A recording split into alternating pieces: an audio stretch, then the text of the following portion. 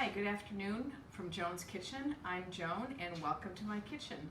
Today is the first Monday in November and there are going to be 4 Mondays in November total before the fourth Thursday in November, which is Thanksgiving. So this month I'm going to be highlighting some dishes that are family favorites from my family for Thanksgiving, and I hope that maybe these will find a place on your Thanksgiving table.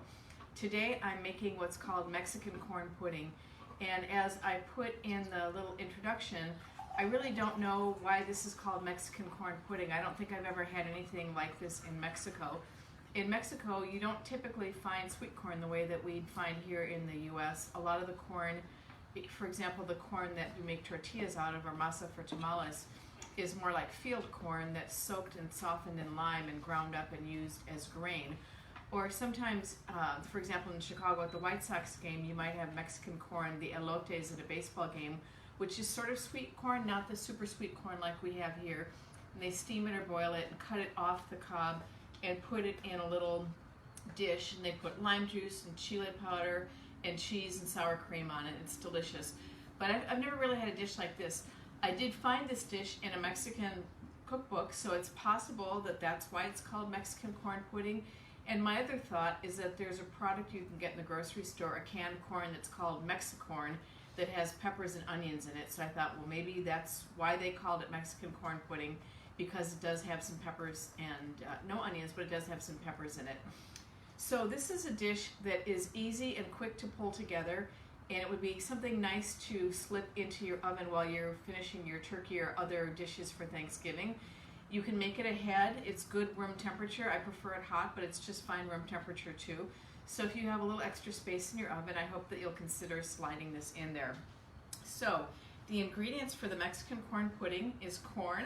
I'm using 2 different kinds of corn. I'm using a super sweet corn and I'm using a white choux peg corn. And then we're also going to be using a little can of the diced green chiles. These are not spicy.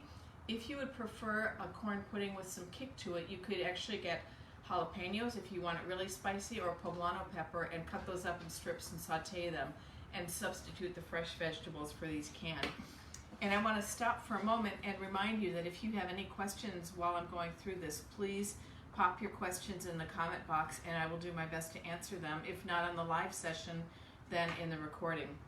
So we have our corn, we have our peppers, there's milk in it, there's grated cheddar cheese, there's eggs, there's cornstarch and baking powder, and then there's melted butter. This is actually, it's already melted. It's a whole stick of melted butter, so this is a very rich dish. I am making the recipe according to the proportions that are in the cookbook, and it calls for the dish to be baked in a 9x13 dish, which is like a lasagna pan size of dish. I prefer to make it in a smaller dish for that proportion, or if I'm going to use that big of a dish, to double the recipe, because I like the pudding to be a little bit thicker. When you use it in a big dish like that, it comes out a little bit too thin, you know, in height of the dish for my tastes. And I want to talk a little bit about the corn too. So corn is native to the Americas. We believe that it was first cultivated in Central America maybe as long as 9,000 years ago. And it was cultivated from some wild grasses, and the ancient people learn how to domesticate it and have the grains be bigger and more reliable. And corn was a really good product. And I'm holding here 3 ears of what we call here at this time of year Indian corn. And my husband Rich loves putting this out on display for the holidays. But this corn is actually pretty similar to what we think that the ancients cultivated 9,000 years ago. And it was a crop that you could use to feed your animals, and people could use it too. Although they didn't eat it like we do with the kernels. It was mostly stored either as the whole grains and then ground into a meal. So it would be used for things like what we would know now as cornmeal. So I just wanted to kind of point that out, that's where the origin of corn came from. So maybe that's another reason that it's called Mexican corn pudding. As I mentioned, this dish is pretty quick and easy to put together. And some of it goes in the blender, and then some of it gets mixed in by hand. And again, I've changed the recipe a little bit because I like mine to have a little bit more texture than what it calls for in the recipe. So we're going to start out by putting our milk and our eggs into the blender and our cornstarch. And I've got my cornstarch measured out already. So we're just going to go ahead and put that in there and just mix it up. Oh, and I forgot, we're going to put a can of the white corn in the blender as well. So this is going to make kind of like a custard base with the corn in here being blended up. The original recipe calls for you to put all of the corn in there, but I like having the texture of some whole kernels in the finished product. So I'm going to go ahead and chop that up real quick.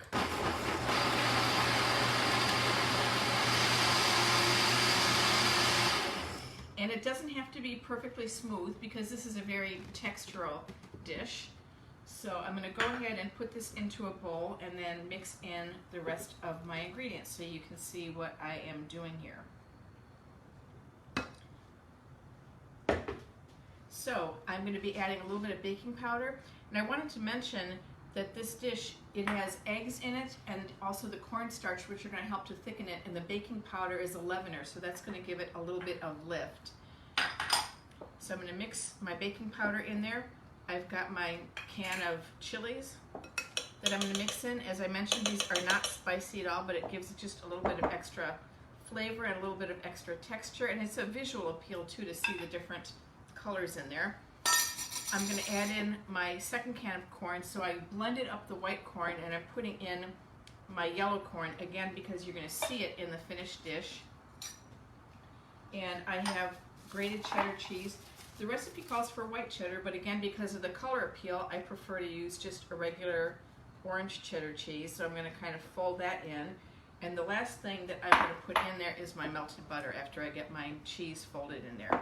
Remember, this is a whole stick of butter, so this is a pretty rich dish. We have 4 eggs in here, a little bit of milk, all that corn, and then a whole stick of melted butter, which I'm ready to pour in there now. And I have my pan prepared already. I've just sprayed the baking pan with the Pam spray. You could also grease it with butter, or you could put a little oil in and run it around with your fingers. You just want to have the pudding be able to come out of the pan pretty easily. So let me go ahead and pour that in here. This is going to bake at 350 degrees for just about an hour, and I've got one that's done already so I can show you what it looks like when it's done. And I'm just going to move this over to the oven.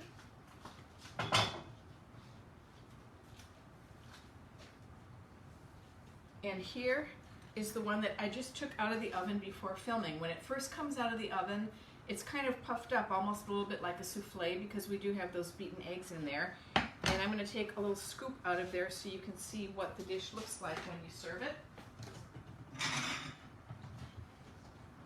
You will see the different layers and colors of the pepper and the corn, and it has a really nice consistency. And it's really a good complement to the Thanksgiving meal. So this is what the dish looks like when it's finished. You can see it steaming there. You can see the intact kernels of corn. The cheese is kind of melted in, so sometimes you'll get like that gooey cheese stuff, the cheese strings coming out. I wanted to talk just a little bit more before we go on. The cookbook that I mentioned that I found this recipe in is a cookbook that's called Mexican Family Cooking. Here's my cookbook here. And it's by an author named Ida Gabilondo. And her daughter is Zarela Martinez, who opened up a Mexican restaurant that was in New York from, I think, the late 70s until about 2011. And her son is Aaron Sanchez, who is now very well known on the Food Network as a chef, and he also has a restaurant in New Orleans. And the one last thing that I wanted to show you before going off is a really cool hack for cleaning the blender, which is a pain in the neck to clean and can actually be dangerous if you're reaching your hand in there. So I'm going to come and get some hot tap water and put that in the blender. I'm going to pour it out a little bit, just give it a rinse, but then put a little bit more hot tap water in there. And I'm going to give it a squirt of some dish soap. Put it back on the blender base here. Put my top back on, and I'm going to buzz it up, and this is how I clean my blender. It's important to do this right after you've used it to get it really clean before things have a chance to stick on there. But watch this.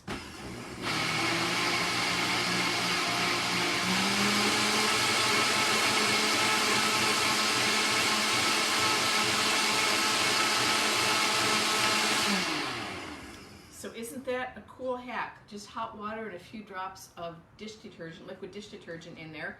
And I usually shake it around a little bit just to make sure that I've got the top clean too. And then all you do is take it over to the sink and rinse it out. So for today's Cooking with Joan, that is our lesson, the Mexican corn pudding. Again, here is the finished pudding with the scoop taken out of it. This is a great dish for Thanksgiving or really for any time of year.